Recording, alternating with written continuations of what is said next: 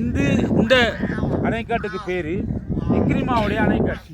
சத்து இக்ரிமா என்று சொல்கிறது. சத்து இக்ரிமா, சத்துன்ற அணைக்காட்டு, இக்ரிமாவுடைய அணைக்காட்டு. நாம் நேற்று மக்காவில் மினா அரஃபா முஸ்தலிஃபாவில் இருந்து வார நேரம் ஜுபைதாவுடைய நீர் வார அவரோட காலத்தில் நீர் மினா அரஃபாவுக்கு தண்ணி கொண்டு அந்த ஒரு வழியை காட்டினோம் உங்களுக்கு. அவங்களோட காலத்தில் உருவாக்கப்பட்டு ஹிஜ்ரி 192 ஆண்டு உருவாக்கப்பட்ட இடம் அது. அந்த நீர் இங்கிருந்து தான் அந்த நீர் கொண்டு போனதாக வரலாறுகள் சொல்லப்படுது.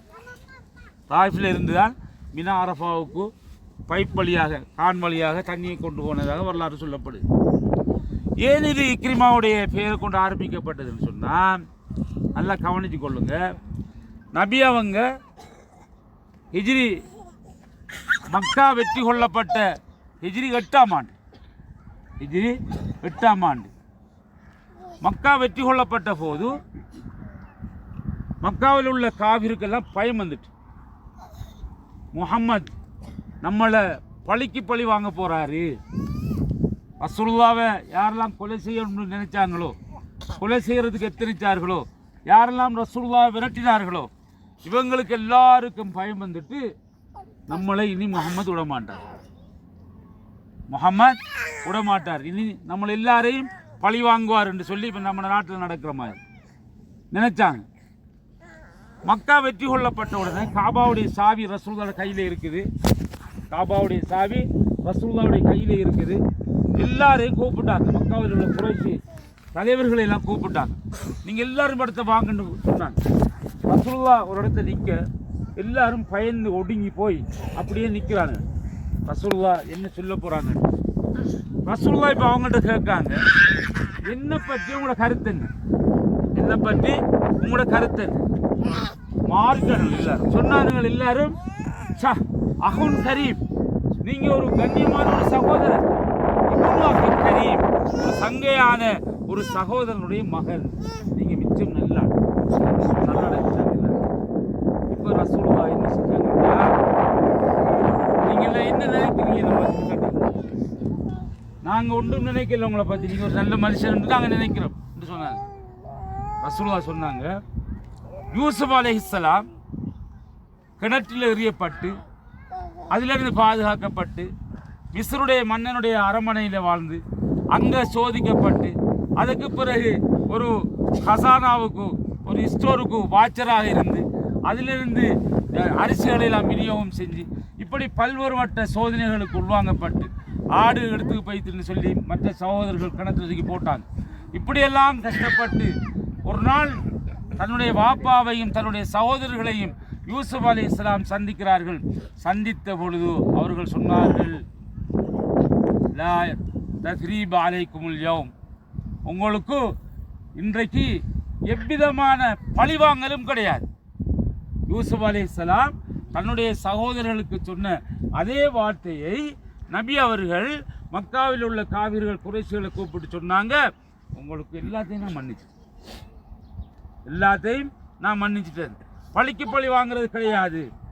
ஆனால் 2-3 பேரை சொன்னாங்க, அவங்கள நான் மன்னிக்கவே மாட்டேன், அவங்கள நான் என்ன செய்ய மாட்டேன், மன்னிக்கவே மாட்டேன். அதில் ஒரு ஆள் தான் அபூஜஹில் மகன் தான் இக்ரிமா. இக்ரிமா மிகப்பெரிய சஹாபியாக மாறிட்டார், மிகப்பெரிய சஹாபியாக மாறிட்டார். அப்போ இக்ரிமாவை தவிர இக்ரிமாவுக்கு நான் மன்னிப்பே கொடுக்க மாட்டேன், அபூஜஹில் மகன் இக்ரிமாவுக்கு நான் மன்னிப்பே கொடுக்க மாட்டேன் சொல்லிட்டாங்க ரசூலுல்லாஹ்.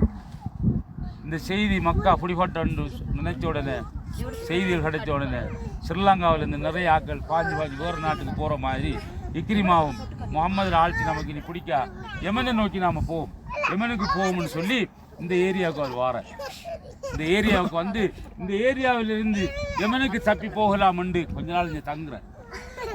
இந்த நிகழ்வு, இந்த செய்தி மன்னிக்க மாட்டேன் என்ற செய்தி இக்ரிமாவுடைய மனைவிக்கு மக்காவில் ரசூலுல்லாஹ்கிட்ட கிடைக்குது.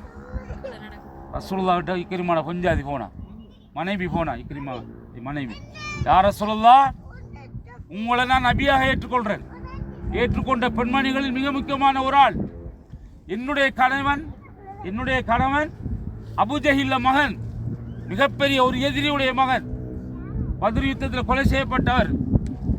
அபூஜஹிலுடைய மகனை நான் கல்யாணம் முடிச்சிருக்கிறேன், இக்ரிமாவை. நீங்கள் எனக்கு செய்கிற மிகப்பெரிய உதவி என்னென்று சொன்னால், அந்த மன்னிக்கிற லிஸ்ட்டில் எந்த கணவனையும் நீங்கள் சேர்த்துக்கொள்ளணும். இக்ரிமாவுக்கு நீங்கள் மன்னிப்பு கொடுக்கணும். யார் ரசூலுல்லாஹ் சொன்ன உடனே ரசூலுல்லாஹ் சொன்னாங்க, சரியாக சொன்னா இக்ரிமாவோட பஞ்சாதி, நான் இக்ரிமாவை நான் மன்னித்து விடுகிறேன் என்று சொன்னான். உடனடியாக இக்ரிமா தன்னுடைய கணவனுக்கு, இந்த இடத்துல இருந்த கணவனுக்கு செய்தி அனுப்புகிறார்.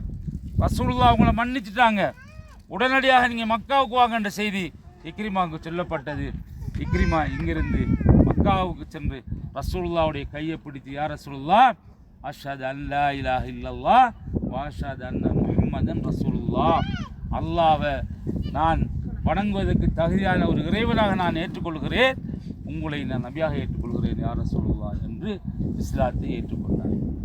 அவருடைய பேரால் இதுக்கு பேர் வைக்கப்பட்டிருக்கிறது இக்ரிமாவுடைய அணைக்கட்டு. தாய்ஃபில் மழை பெஞ்சா மழை நீர் சேமிக்கின்ற ஒரு இடம்தான் இது.